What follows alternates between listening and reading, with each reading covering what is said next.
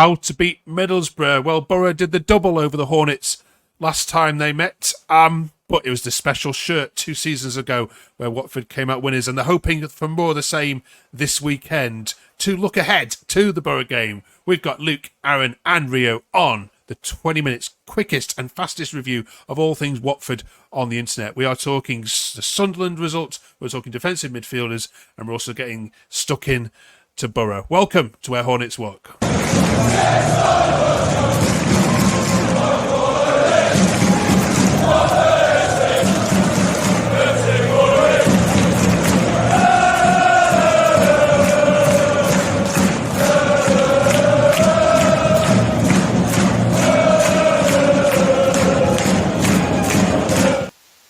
Oh, yes, who saw that coming? We'll get into the Sunderland result in a second. Welcome back, Aaron, Luke and Rio. Thank you very much for watching. Thank you for all the downloads and the comments we've been having as well. If you haven't yet subscribed, please do so. We're trying to beat our Luton team to get the first one to get to 50 subscribers. If you can help us, please do that. Aaron, it's double duty then for Watford this week. Preston away and then Boro at home. How many points will we be talking about next week? Let's kick off straight with that. I'm hoping 4. I think Wednesday's one we really should be winning. Saturday, a test similar to the level of Sunderland. Obviously, we were quite fruitful at the weekend with that one. Whether it will be the same on Saturday, I'm not too sure. But 4 points at least, please. Okay. We're recording this before the Preston result, so we don't know the results of that, but we will certainly be reviewing that next week. Before we get into this, we're asking you for 3 players that have played for both Watford and Middlesbrough. We'll give you the answers at the end. DG, AF and AG. See if you can come up with them. And of course, we'll ask these 3 for their thoughts on it as well. Rio, last year, Boro did the double over you, as mentioned. They are a team that like to have the ball. Carrick has a certain way of playing, which means that you're likely not to see the ball there much. Do you think this sort of game suits Watford or not? Yeah, I'd say so. Sunderland don't like quite a lot on the ball last week, but we're best counter-attacking with our pace of Chavadazzi, and got Bar now who might start, might be on the bench. So I think that game's definitely suited to us, and with Cleverley being unbeaten in his first 10 home games, first in 120 years, that is, I think we're quite good at home. I'd take a point, but I feel the way they play definitely plays into our hands. Okay. We've been talking a lot about progression, haven't we, and whether Watford are improving. Luke, I want to share with you the team that Watford put out the last time you beat Watford, which was in Boro, which was in that game we put on the screen a minute ago with the special shirts. Looking at the screen and looking at the players that played in that game, compare it to the team that you watched at the weekend. Which one is stronger and where? If you look at that team we played last time, in terms of the players individually, that team is much more stronger. That team is even, especially that front 2 that we're playing, is probably lower league sort of Prem. But if you look at compared to our team this season, there's more of a collective in terms of how we keep the ball. We're so much more confident on the ball. This team last season would be not very front forward. Teams be playing at our ground and be dominating us. It's now the complete opposite, where we're really on a front foot, really confident on the ball, and we're dominating teams at home, which is quite rare to see at Watford in last 5 years, where at home we know we're going to have a lot of the ball. In terms of our team this year versus last year, I fancy our team this year to get a result rather than that side there, even though we've got the likes of like João Pedro, Sarr, and probably Esprilla as well. It shows how much the individuals sometimes don't matter when we've got a really good, strong side. Absolutely. Do you remember the managers for both sides in that game, Aaron? Was it not Edwards and Wilder? It was, who also meet this weekend for their respective clubs as well, Luton and Sheffield United. I want to talk about Luton as well in a second and talk to you about transport arrangements for that away game. So do remind me before we go, because I know you'll have a view on that. Boro have a terrible record though. We know we mentioned they won last year, but before that they don't do very well at Vicarage Road. Aaron, you've got your own bogey sides that you don't play against, but you've also got teams that don't seem to perform at Vicarage Road too well. do you hold up hope for 3 points then this season? Because they went to Derby and lost. They haven't played well on the road at all. Boro, this could be a 3-pointer. Yeah, I definitely think we've got a chance. So I absolutely wouldn't write us off. Like Luke's saying, our performances at home this season are night and day to last season. Last season, we were utterly hopeless in front of our own fans. And Clever's come in and he's made Vicarage Road a fortress, as the old cliche goes. No, I absolutely think we can get 3 points. Whether we do or not, I'm not too sure. It will definitely be an interesting tactical battle. Obviously, both former United midfielders that know each other very well. Works obviously within United for a long time. I think often with the shape they can be sort of the same. So I'll be interested to see if Cleverley decides to change anything, or if Carrick decides to change anything based on this matchup. I think it will certainly be a fun one. Okay, all right. We'll review the Sunderland game then in a second. Before I do, let's just have a chat about the Luton game, because the tickets went on sale at the time of recording. We believe that Watford fans are being made to get official coach travel there. Open question. What are all your views on this? Because it sounds as if we're heading back towards almost bubble fixtures where we have to, be escorted in by the police and so on. What is it? I mean, Luton obviously is is going to be a fixture where we need a high police presence, and for everyone's safety, we expect things to be in place. But this is too far, isn't it? I think it's a joke.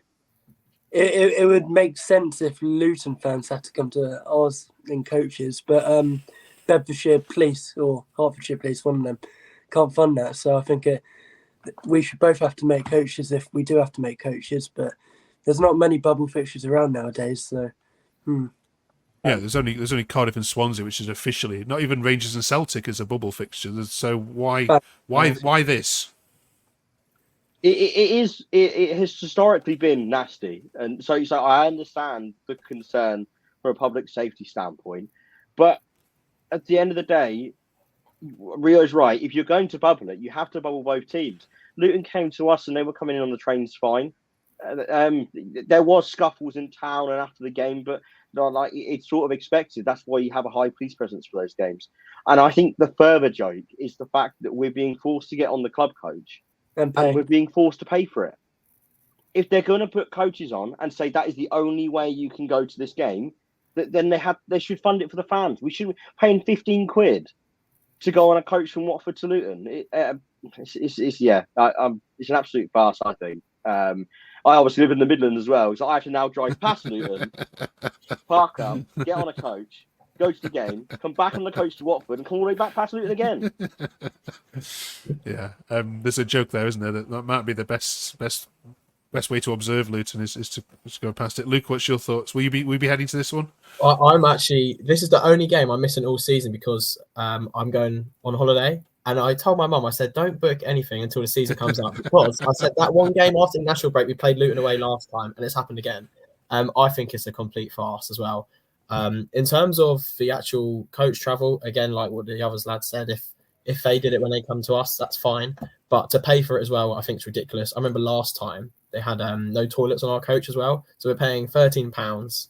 And they had the Harry Potter buses, which has became that whole meme. And we looked an absolute laughing stock. And my other thing is always that, this is actually a really big derby. And every time we've played them, I don't know why it has not been on Sky Sports on like their main channel, because this game has got a lot of hype to it. And everyone always calls this, this derby a bit tin pot, but it really isn't. And I think the reason they don't put it on TV is because of how much trouble there's been previously, just in case anything happens. But it really frustrates me that, for both clubs, it's a huge game and it doesn't get put on telly. And it's just coming that Sky red button again. Which is, I just think, a joke. It's that fit as well, which really annoys me, as well as the coach travel, which is a nightmare for you lads going and everyone else. It's an absolute joke. Yeah, don't think they can put it on TV because Cameron Smart, someone I know, said obviously people would be watching it in pubs and they don't want to travel. So. Yeah. Okay. All right. Well, when we come back after the international break, we'll have our Luton fan on this channel with you three. Sure. I have to bring a police escort in for him, and we'll get a preview, of course, to the massive derby, which is right around the corner. All right, let's have a chat then about some of the social media takes from the Sunderland game. Before I do that, just a word about your admin. Sunderland fans brought this up when I chatted to them and said, right, well, what comes around is going to go around, and for the reverse fixture, you can almost so this won't be forgotten.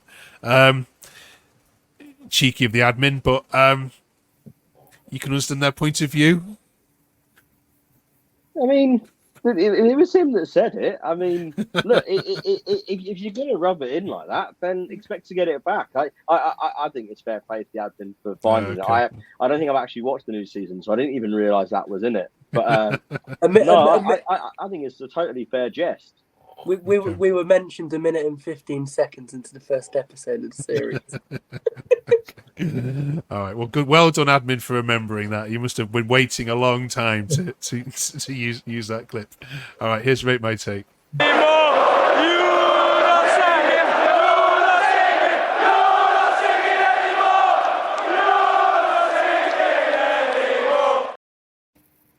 Hamza says, I love what TC is doing with a limited squad, so much better than his predecessors, in particular Rob Edwards. I think the emotion is partly to do with the fact that he knows he's only going to be one bad run away from the chop. Each W is big. This is in reference, I'm sure you've all seen the video of when the penalty is scored.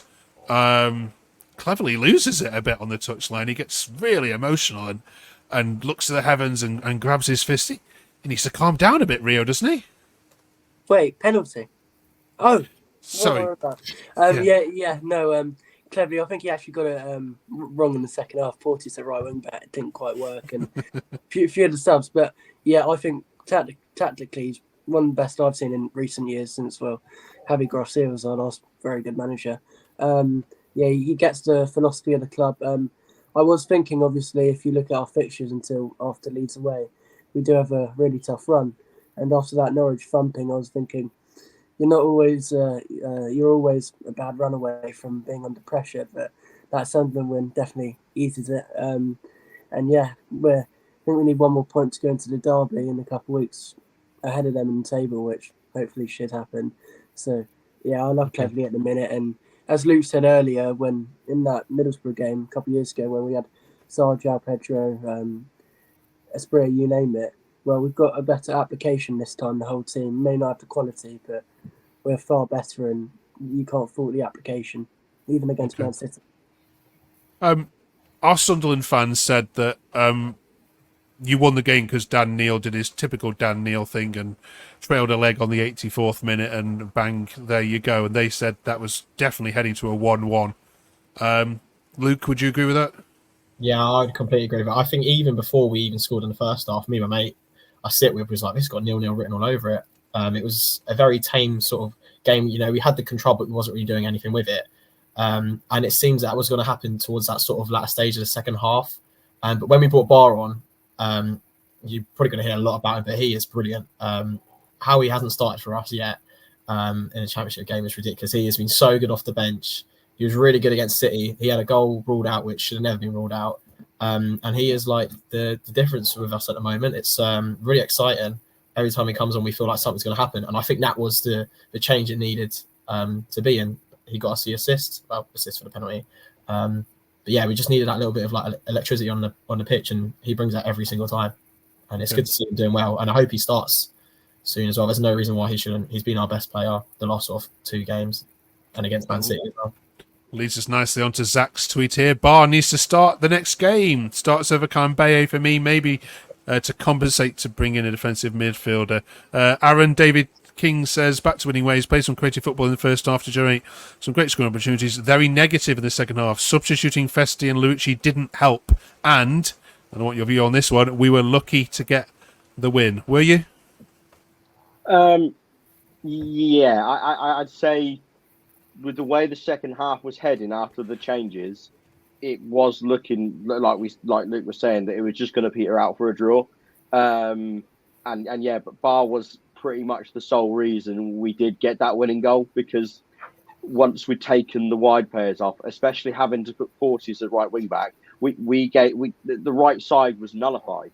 We couldn't go down there because Porsche is just he isn't a right wing back. And Cleverley's actually said in an interview with Andrew French today that was posted that the only reason Porteous ended up there was because we had no Ryan Andrews on the bench to come on instead. The changing of the wing backs is likely to happen every single game because obviously with the way we play and what's demanded of them, they're not going to last a full 90 minutes running that much.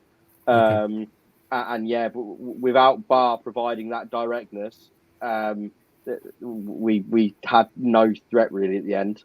So I totally agree. As soon as Bar can last 90 minutes, I think he has to play. Okay.